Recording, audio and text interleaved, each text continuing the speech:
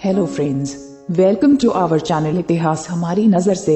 दोस्तों, इस चैनल पर आप देखेंगे इतिहास और धर्म से जुड़ी कुछ कहानियां और उन कहानियों से जुड़ी हुई कुछ रोचक जानकारी।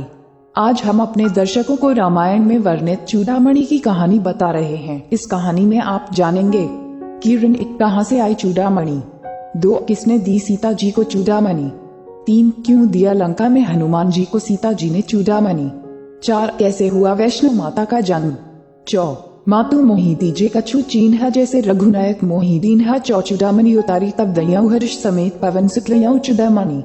कहाँ से आई सागर मंथन से 14 रत्न निकले।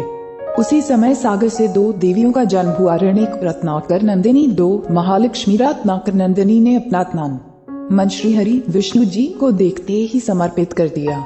जब उनसे मिलने के लिए आगे बढ़ी तो सागर ने अपनी पुत्री को विश्वकर्मा द्वारा निर्मित दिव्य रत्न जटित चूड़ामणि प्रदान की, जो सुर पूजित मणि से बनी थी। इतने में महालक्ष्मी का प्रादुर्भाव हो गया और लक्ष्मी जी ने विष्णु जी को देखा और मन ही मन वरण कर लिया। यह देखकर रत्नाकर नंदिनी मन ही मन कुलाकर रह गई। सब के मन की बात जानने वाले श्री हरि रत्नाकर नंदिनी के पास पहुँचे और धीरे से बोले, मैं तुम्हारा भाव जानता हूँ।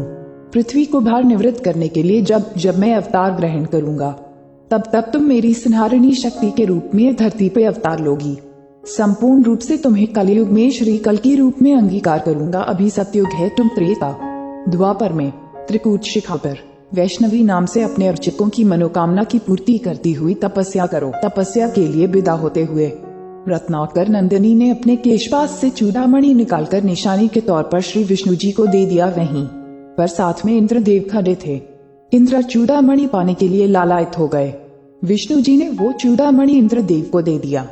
इंद्रदेव ने उसे इंद्राणी के जिले में स्थापित कर दिया। शिम्बरासुर नाम का एक असुर हुआ जिसने स्वर्ग पर चढ़ाई कर दी। इंद्र और सारे देवता युद्ध में उससे हार के छुप गए। कुछ दिन बाद इंद्रदेव अयोध्या राजा दशरथ के पास पहुंचे सहायता पाने के लिए। इंद्र की ओर से राजा दशरथ कैकेयी के साथ शिम्बरासुर से युद्ध करने के लिए स्वर्ग आए और युद्ध में शिम्बरासुर दशरथ के हाथों मारा गया। युद्ध जीतने की खुशी में इंद्रदेव तथा इंद्राणी ने दशरथ तथा कैकेयी का भव्य स्वागत किया और उपहार भेंट किए। इंद्रदेव ने दशरथ जी को स्वर्ग गंगा मंदाकिनी की दिव्य हंसों के 4 पंख प्रदान किए। इंद्राणी ने कैकेयी को वही दिव्य चूड़ामणि भेंट की और वरदान दिया, जिस नारी के केशपास में ये चूड़ामणि रहेगी उसका सौभाग्य अक्षत अक्षय तथा अखंड रहेगा, और जिस राज्य में वो नारी रहेगी उस राज्य को कोई भी शत्रु पराजित नहीं कर पाएगा। उपहार प्राप्त कर राजा दशरथ और कैकेयी अयोध्या वापस आ गए। रानी सुमित्रा के अद्भुत प्रेम को देखकर कैकेयी ने वह चूड़ामणि सुमित्रा को भेंट कर दिया। इस चूड़ामणि की समानता विश्व भर के किसी भी आभूषण से नहीं हो सकती। जब श्री राम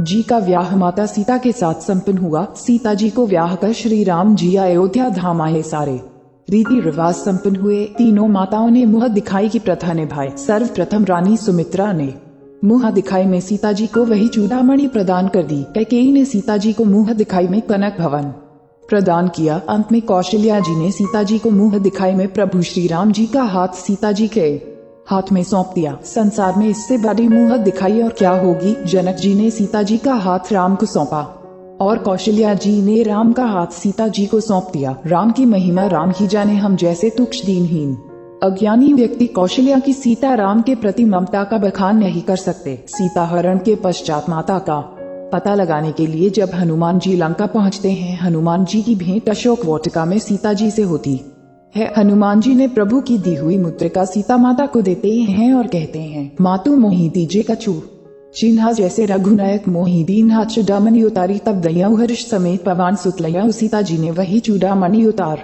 कर हनुमान जी को दे दिया।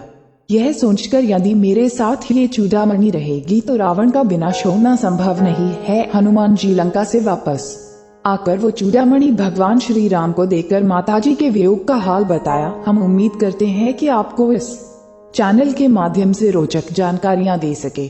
आप अपने सुझाव हमें कमेंट में भेजिए और अगर आप किसी कहानी या तथ्य के बारे में जानकारी चाहते हैं तो वो भी हमें कमेंट बॉक्स में भेजिए और हमारे चैनल को सब्सक्राइब करें। धन्यवाद।